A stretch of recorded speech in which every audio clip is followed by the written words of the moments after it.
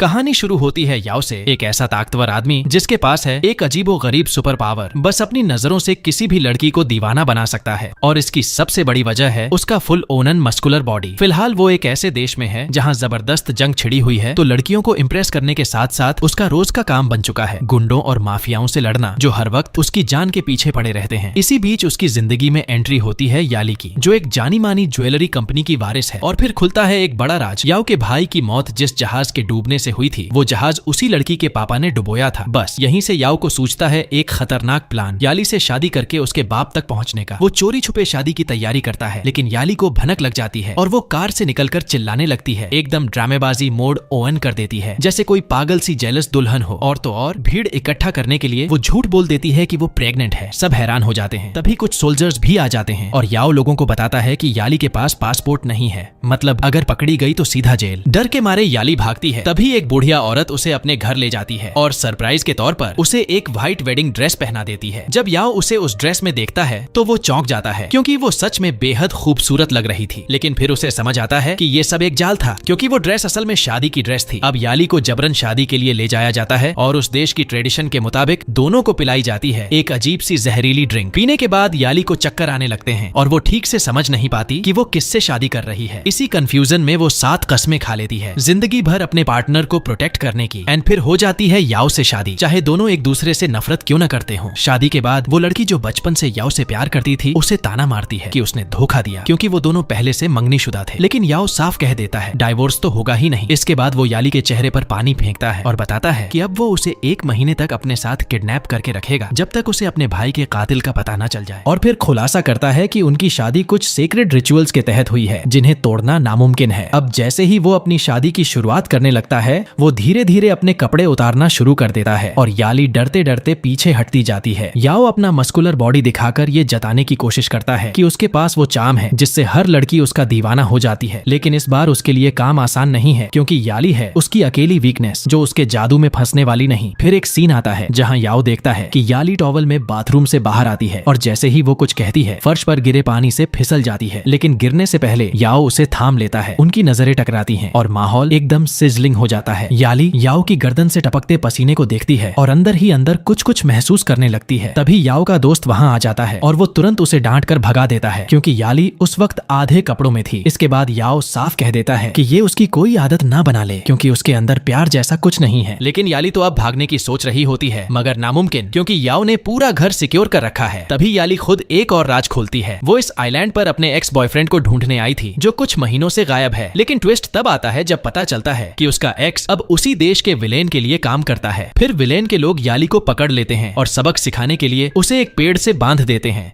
घंटों तक ना पानी ना कोई रहम। उधर याओ और उसके लोग गार्ड्स का ध्यान भटकाते हैं और याओ वहाँ पहुँच जाता है। वो उसे वार्न करता है कि अगर अगली बार वो फिर से भागी तो वो बचाने नहीं आएगा। याली डरते डरते मान जाती है और याओ उसे अपनी पीठ पर उठाकर घर तक लाता है ताकि उसके पैरों में जख्म न हो। लेकिन जैसे ही घर पहुँचते हैं, याली बिना इजाजत उसके कमरे में घुस जाती है। अब जब दोनों एक ही घर में रहने लगते हैं तो याली को धीरे धीरे याओ की ड्यूल पर्सनैलिटी का अंदाजा लगने लगता है। रात को वो उसे बंदूक दिखाकर डराता है ताकि वो भाग न पाए, और सुबह वही याओ शेफ बनकर उसके लिए खाना बनाता है। तभी वो देखती है कि कुछ सोल्जर्स उसके घर में घुसने वाले हैं, तो जल्दी से खुद को एक बड़ी सी बॉक्स में छुपा लेती है। लेकिन चीफ अफसर उसे पकड़ लेता है और पासपोर्ट मांगता है, जो याली के पास है ही नहीं। वो उसे गिरफ्तार करने की सोच ही रहा होता है कि याओ एंट्री मारता है और अफसर का हाथ हटाते हुए उसे झाड़ देता है। फिर वो एक बैग भरकर पैसे देता है ताकि अफसर घूस लेकर मामला रफा दफा कर दे। लेकिन अफसर याली को गलत समझ लेता है, सोचता है याओ ने उसे किसी रखेल की तरह खरीदा है, क्योंकि इतना पैसा दिया है। जब अफसर हद पार कर जाता है, याओ उसे जोरदार थप्पड़ जड़ देता है और कहता है इज्जत करना सीखो, ये औरत मेरी वाइफ है। अब अफसर गुस्से से उबल रहा होता है और मारने ही वाला होता है कि तभी एक बड़े जनरल की कॉल आती है, जो ऑन ऑर्डर देता है कि दोनों को छोड़ दिया जाए और बिना कुछ कहे वहाँ से निकल जाए। अचानक बाहर से कुछ आवाजें सुनाई देती हैं और याली को लगता है कि शायद कोई खतरा है, तो वो अपनी बहादुरी दिखाने निकल पड़ती है, वो भी एक लकड़ी की बेवकूफ सी चम्मच लेकर। लेकिन बाहर जो नजारा होता है वो बिल्कुल ही अलग होता है। दरअसल शहर के कुछ लोग उनके शादीशुदा जीवन को आशीर्वाद देने आए होते हैं अपने पारंपरिक रिवाजों के साथ। वो दोनों के हाथों को एक लाल धागे से बांध देते हैं जो उनके आत्माओं की अटूट डोरी को दर्शाता है। और फिर एक बुजुर्ग महिला याओ से कहती है कि अपनी पत्नी का हमेशा ख्याल रखना। इसके बाद याली उससे मदद मांगती है अपने एक्स बॉयफ्रेंड को ढूंढने के लिए, और याओ दिखाता है कि वो अब देश के लीडर के घर में उसके बॉडीगार्ड की तरह काम कर रहा है। लेकिन ट्विस्ट ये है कि वो वहाँ किसी अनजान औरत के साथ फ्लर्ट करता हुआ भी दिखता है। याओ उसे समझाता है कि ऐसे लड़के के लिए दिल लगाने का कोई मतलब नहीं, लेकिन याली तो गुस्से में उबल रही होती है। सोचती है जाकर उस धोखेबाज की अच्छे से पिटाई करे, मगर याओ उसे रोक लेता है क्योंकि पूरे इलाके में बॉडीगार्ड्स भरे पड़े हैं। घर लौटने पर उसका एक्स याली को जबरदस्ती पकड़ लेता है और याओ को ऐसी नफरत भरी नजरों से घूरता है जैसे अभी जान ही ले लेगा। वो याली से एक और मौका मांगता है। इसके बाद याओ और वो लड़का आपस में भिड़ जाते हैं और लड़ाई के बाद याओ साफ कर देता है अब याली उसकी है। फिर वो प्यार से उसकी चोटों का इलाज करता है और यहीं याली एक बड़ा सच बताती है। उसके मम्मी पापा की मौत एक एक्सीडेंट में हुई थी और वो उस विलेन की बेटी नहीं है जिसने याओ के भाई को मारा था। याओ को यकीन नहीं होता तो वो डीएनए टेस्ट करवाने का फैसला करता है। इस बीच याली का हाथ बंधा होने की वजह से वो कुछ भी खुद नहीं कर पाती, तो याओ एक दिन के लिए खुद को उसका नौकर बना लेता है। वो उसके बाल धोने से शुरू करता है। इतनी नरमी और सेंसुअलिटी से उसे छूता है कि याली के मन में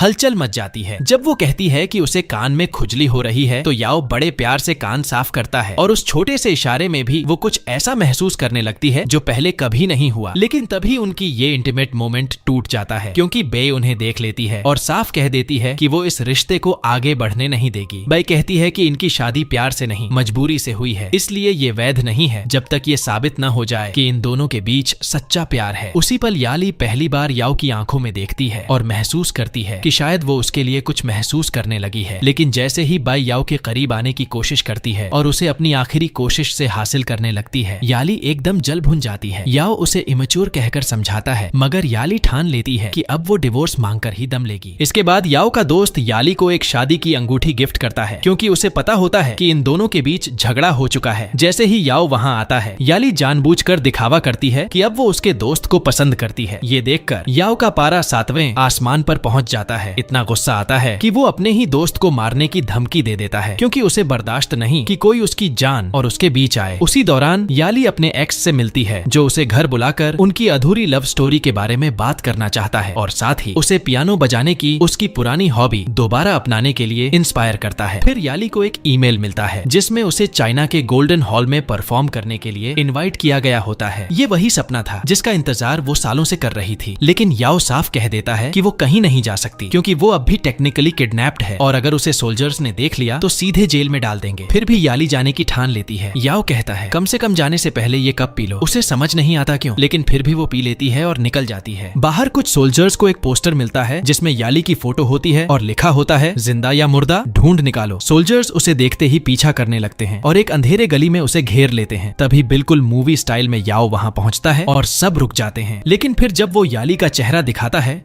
तो कोई पहचान ही नहीं पाता क्योंकि उसके चेहरे पर लाल चकत्ते और रैशेस निकल आए होते हैं उस ड्रिंक की वजह से जो उसने पिया था। याओ तुरंत झूठ बोल देता है कि ये उसकी कजिन है, वो लड़की नहीं जिसे वो ढूंढ रहे हैं। तभी याली को एहसास होता है कि याओ ने जानबूझकर उसे वही ड्रिंक पिलाई थी जिससे उसे एलर्जी होती है ताकि कोई उसे पहचान न सके। फिर अचानक याली की हालत बिगड़ जाती है, उसे बुखार आने लगता है और जैसे ही वो गिरती है याओ दौड़कर आता है, एक तौलिया डालता है क्योंकि वो पूरी तरह से न्यूड होती है और उसे सीधा हॉस्पिटल ले जाता है। हॉस्पिटल में वो उसे दीवार से लगाकर कहता है कि जब वो उसके पास होती है तो खुद पर कंट्रोल नहीं रह पाता क्योंकि वो उसकी फेवरेट लड़की है। फिर जैसे ही उसके होंठ याली के होंठों के पास आते हैं वो भी खुद को रोक नहीं पाती, लेकिन याओ अचानक रुक जाता है और कहता है मैं उन्हें किस नहीं करता जिनसे मैं नफरत करता हूँ, और उसे उस जलती हुई फीलिंग के साथ छोड़ देता है। और जैसे इतना टॉर्चर कम था, याली के रूम का फैन भी काम नहीं करता। याओ कहता है अगर इतनी गर्मी बर्दाश्त नहीं हो रही तो मेरी रूम में आकर सो सकती हो, वहीं बस ठंडी हवा है। लेकिन याली पलटकर जवाब देती है वहीं तो और ज्यादा गर्मी होगी। फिर वो खुद को ठंडा करने के लिए फ्रिज खोलकर सोचती है कि अंदर ही घुस जाए, लेकिन आखिरकार फैसला करती है कि वो हॉल में ही सो जाएगी। सुबह जब याली की आंख खुलती है तो उसे समझ ही नहीं आता कि वो है कहाँ, और तभी अचानक लड़खड़ाकर वो सीधे याओ के बेड पर गिर जाती है। धीरे धीरे उसे याद आता है कि उसने रात उसी के साथ बिताई थी। याओ उसके ऊपर झुक जाता है अपने मस्कुलर बॉडी का पूरा शो करते हुए और दोनों के बीच वाइब ऐसा बनता है जैसे अभी अभी कुछ इंटीमेट होने वाला हो। लेकिन तभी उनका दोस्त येबाई आ धमकता है और दोनों को ऐसी हालत में देखकर हैरान रह जाता है। याली जल्दी से खुद को ढक लेती है और सफाई देती है कि उन्होंने किस नहीं किया, लेकिन बाई सामने से बोल पड़ती है चुड़ैल तूने किया होगा। ये सुनते सुनते ही याली आगबूला हो जाती है और इतना गुस्सा आता है कि वो सीधे बंदूक निकालकर उस पर तान देती है। याओ फौरन उसे रोक लेता है, वरना आज चेहरे उड़ ही जाते। लेकिन जैसे ही याली ने हथियार छुआ, उसे एक भयानक एंग्जाइटी अटैक आ जाता है। याओ बिना देरी किए उसे बाहर ले जाता है ताकि उसका ध्यान बंटे और फिर वो उसे अपने अंकल से मिलवाने ले जाता है, जो कि एक जनरल है। उसी दौरान वो याली की आंखें बंद करवाता है और जब वो खोलती है तो दोनों की हथेलियां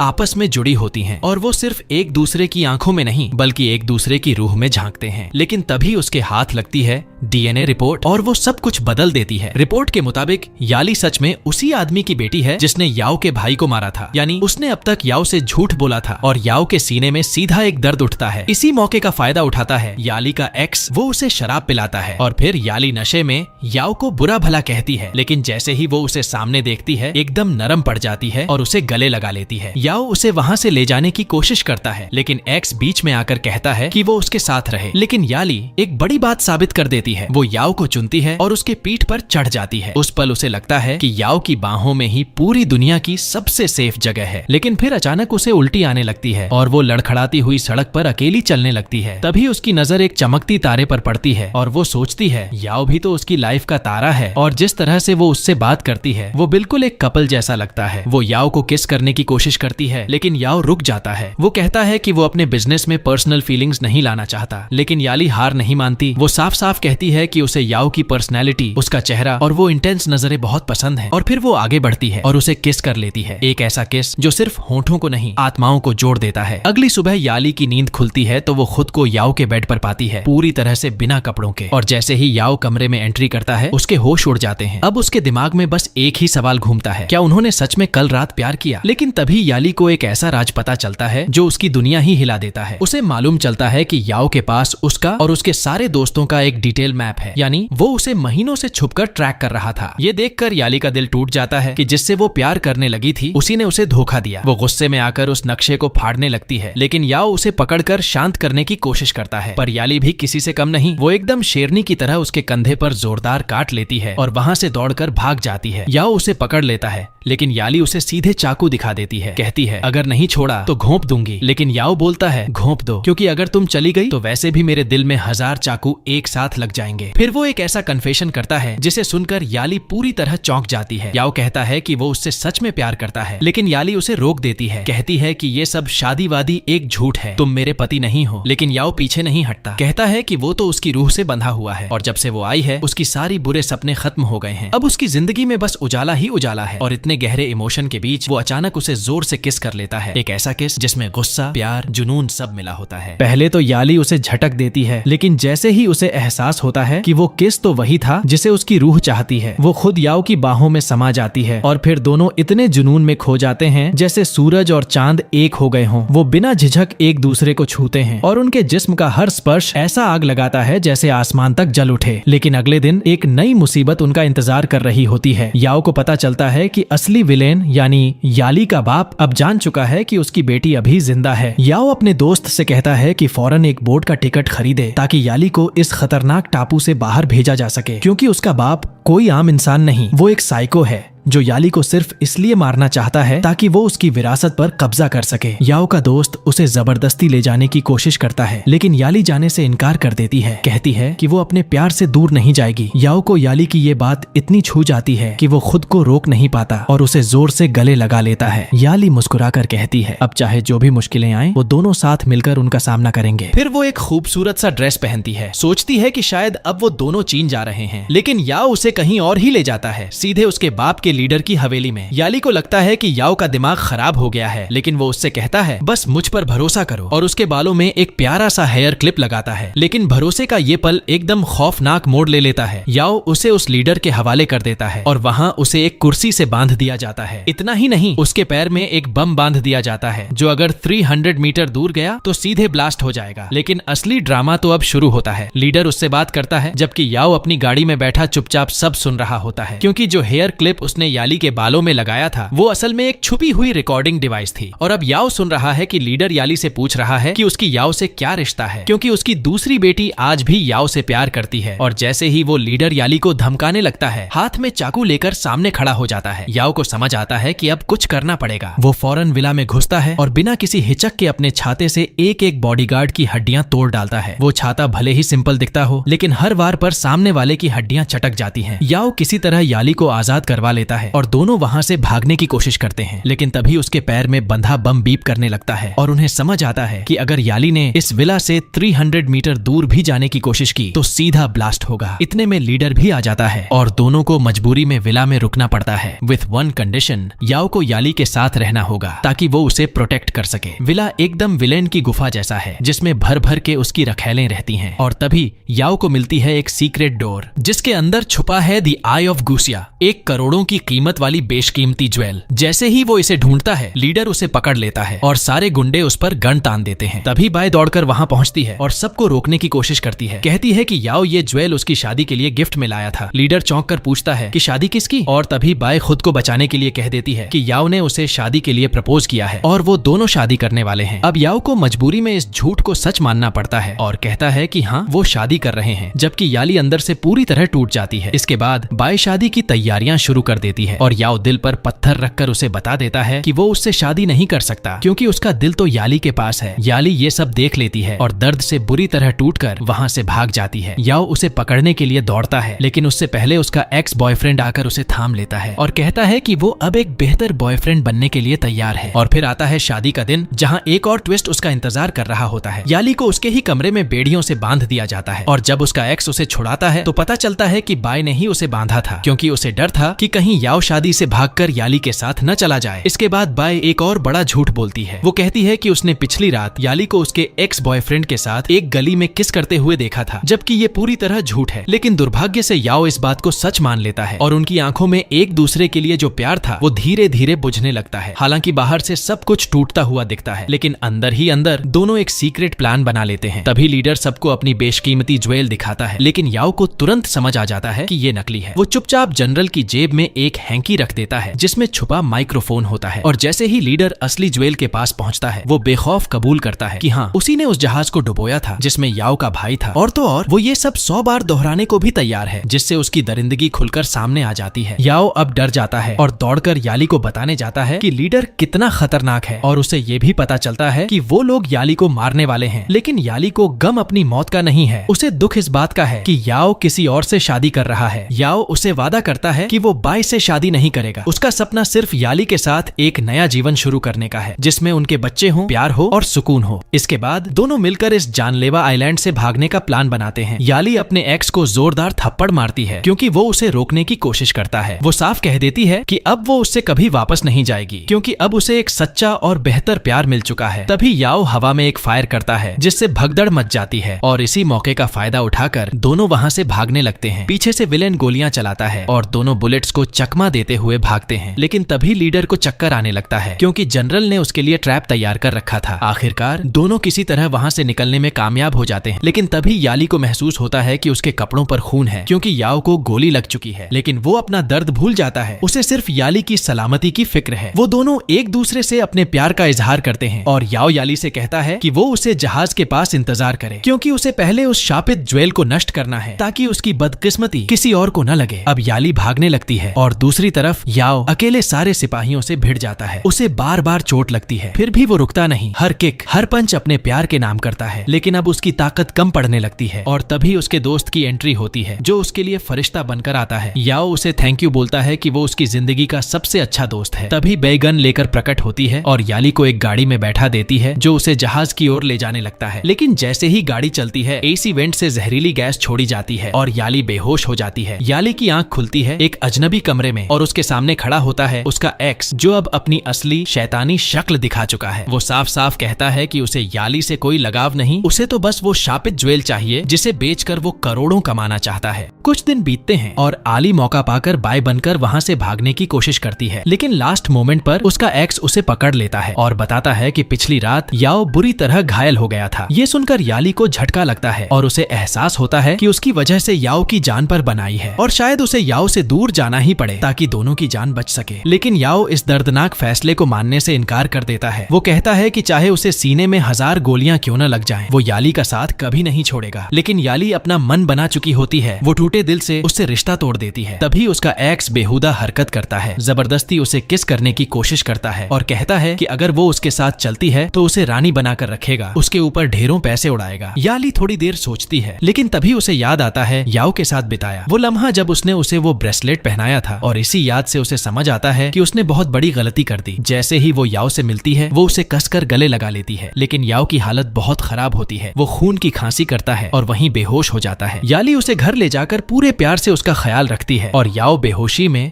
बस उसका नाम पुकारता रहता है। इसी बीच उसका दोस्त याली को बताता है कि 3 साल पहले याओ आत्महत्या करने ही वाला था, लेकिन उसने उसे एक कब्र के सामने पियानो बजाते देखा और उसी पल उसकी जिंदगी बदल गई। तभी आता है याओ का चाचा, एक फेमस जनरल, जो इन दोनों के रिश्ते को बिल्कुल नहीं मानता। वो याली को एक फ्लाइट टिकट थमाता है और कहता है कि या तो वो चली जाए या फिर वो याओ को उस खतरनाक लीडर के हवाले कर देगा। मजबूरन याली मान जाती है और याओ के उठने से पहले ही चली जाती है। जब याओ को होश आता है तो उसे याली की एक चिट्ठी मिलती है जिसमें उसने माफी मांगी होती है और बताया होता है कि वो जा रही है। याओ अपने चाचा से भिड़ जाता है। वो कहता है कि अब वो अपने प्यार को चुनेगा, चाहे दुनिया कुछ भी कहे। फिर वो अपने दोस्तों से कहता है कि याली को जंगल ले चलो, क्योंकि वो उसे प्रपोज करने वाला है, हमेशा के लिए अपना बनाने वाला है। जंगल पहुंचते ही याली अपने दोस्तों से विदा लेती है, लेकिन तभी एक अजीब सी आवाज सुनाई देती है, कुछ ऐसा जैसे बम फटा हो। तभी उसे अपने एक्स की झलक दिखती है और अगले ही पल कार के नीचे प्लांटेड बम फट जाता है और याली अपनी आंखों के सामने वो धमाका होते देखती है। तभी याओ को धमाके की आवाज सुनाई देती है और वो घबराकर तुरंत याली को कॉल करता है, लेकिन याली का कोई जवाब नहीं आता क्योंकि वो जमीन पर घायल पड़ी होती है। उसी वक्त उसका एक्स उसे ढूंढ लेता है और उसे चुपचाप हॉस्पिटल ले जाता है। इसीलिए याओ उसे वहां नहीं देख पाता, लेकिन जो चीज उसे मिलती है वो और भी ज्यादा तोड़ देने वाली होती है। वो देखता है कि एक मेडिकल टीम एक लड़के की डेड बॉडी ले जा रही है और उसकी कलाई में वही ब्रेसलेट होता है जो उसके सबसे अच्छे दोस्त ने पहना था। याओ समझ जाता है कि उसका दोस्त अब इस दुनिया में नहीं रहा। उसका चाचा उसे बताता है कि हादसे वाली जगह से याली का फोन मिला है, लेकिन उसका शरीर नहीं। फिर वो ये भी बताता है कि उसने याली को उसके एक्स के साथ एक बोट में देखा था जो उस आइलैंड को छोड़कर चले गए। ये सुनते ही याओ का दिल नफरत से जल उठता है। उसे लगता है कि याली ने उसके साथ धोखा किया और वो गुस्से में आकर अपनी एंगेजमेंट रिंग फेंक देता है। इसके बाद 1 साल बीत जाता है। इस दौरान याली अब चीन में रहती है और दिखने में खुश लगती है, अपने उसी एक्स के साथ रिलेशनशिप में जो हर वक्त उस पर नजर रखता है और किसी भी मर्द के उसके करीब आने से जलता है। लेकिन फिर कहानी में ट्विस्ट आता है। एक दिन अचानक याओ उससे टकराता है जानबूझकर। उसे देखकर याओ हैरान रह जाता है क्योंकि याली उसे पहचान ही नहीं पाती। वो उस पर नोट फेंकता है और उसे गद्दार तक कह देता है। याली घबरा जाती है और वहां से भागने की कोशिश करती है, लेकिन याओ उसका हाथ पकड़ लेता है, सिर्फ एक बार फिर उसकी त्वचा को महसूस करने के लिए, उस एहसास को जीने के लिए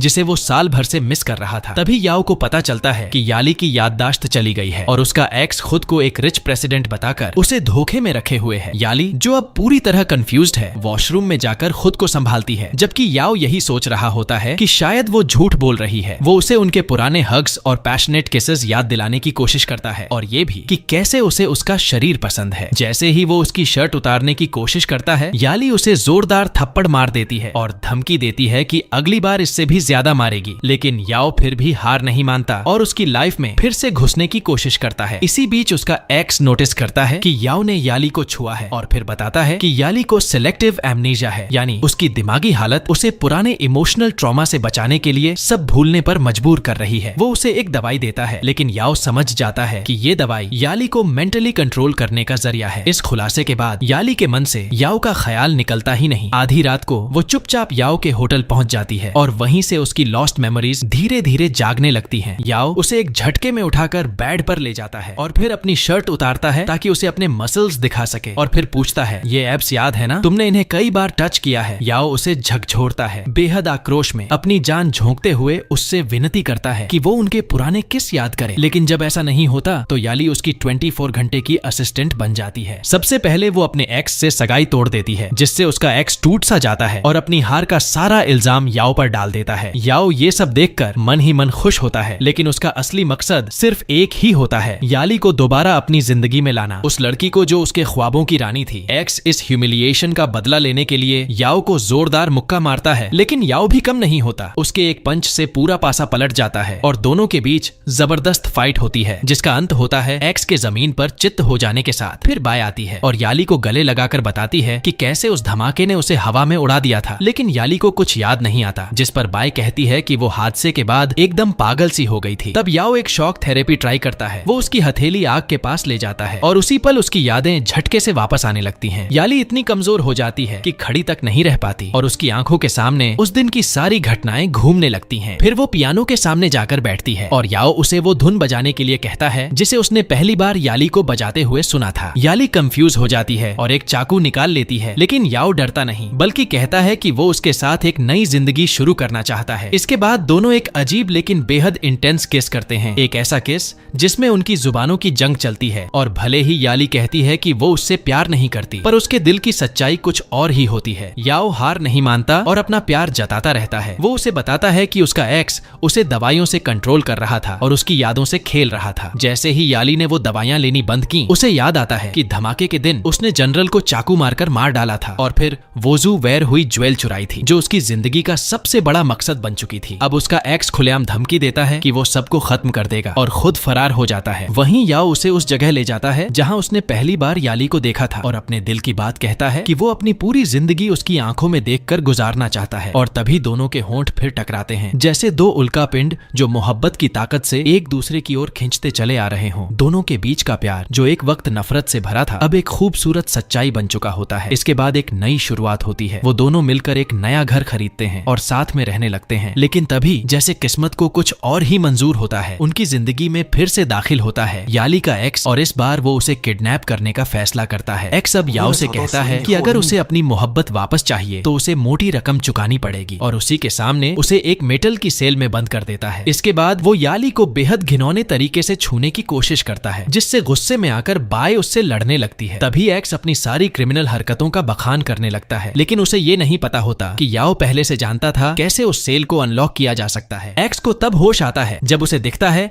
कि बैग के अंदर एक कैमरा छिपा हुआ था और तभी याओ बाहर निकलकर उसे बताता है कि उसकी सारी हरकतें रिकॉर्ड हो चुकी हैं और वीडियो अब इंटरनेट पर वायरल हो चुका है। पुलिस भी हर बात जान चुकी है। ये सुनते ही एक्स पागल हो जाता है और बाय को पकड़कर कहता है कि अगर कोई एक कदम भी आगे बढ़ा तो वो लाइटर गिरा देगा, जिससे पूरा कमरा धमाके से उड़ जाएगा। लेकिन तभी कोई उसे जोरदार घूंसा मारता है और याओ याली दोनों जान बचाकर वहां से भाग निकलते हैं। पीछे सिर्फ जलता हुआ कमरा और एक्स का जलता हुआ गुस्सा रह जाता है। एक साल बीत जाता है और उसी जंगल में जहां उनकी कहानी शुरू हुई थी, याली अकेली बैठी होती है। तभी वहां आता है याओ। अब और इंतजार नहीं किया जा सकता, उसका दिल अब और जुदाई नहीं सह सकता। वो उसके सामने घुटनों पर बैठता है और वही जादुई ज्वेल निकालता है जिसके लिए उन्होंने इतने जख्म सहे थे। लेकिन इस बार वो ज्वेल कोई श्राप नहीं बल्कि एक प्रपोजल रिंग बन चुकी होती है। याओ अब उसे सच में अपनी पत्नी बनाना चाहता है और याली बिना कोई हिचकिचाहट के उसे हाँ कह देती है। यही है उनकी असली शुरुआत, एक ऐसी लव स्टोरी जो लड़ाई झगड़ों और गलत फहमियों से शुरू हुई थी, लेकिन अब उस पर प्यार का एक ऐसा पुल बन चुका था जो कभी नहीं टूटने वाला। और फिर दोनों एक दूसरे को ऐसे चूमते हैं जैसे इस पूरी दुनिया में सिर्फ वही दो लोग हों, क्योंकि सच में सच्चे प्यार से ज्यादा ताकतवर कुछ नहीं होता। और अगर तुम्हें ये कहानी पसंद आई हो तो चैनल को जरूर सब्सक्राइब करो, बेल आइकन दबाओ ताकि कोई भी अगला वीडियो मिस न हो जाए। मैं यहाँ और भी जबरदस्त वीडियो डाल रहा हूँ जो तुम्हें जरूर पसंद आएंगे। तुम्हारा कीमती वक्त देने के लिए बहुत बहुत धन्यवाद। फिर मिलेंगे अगली कहानी में।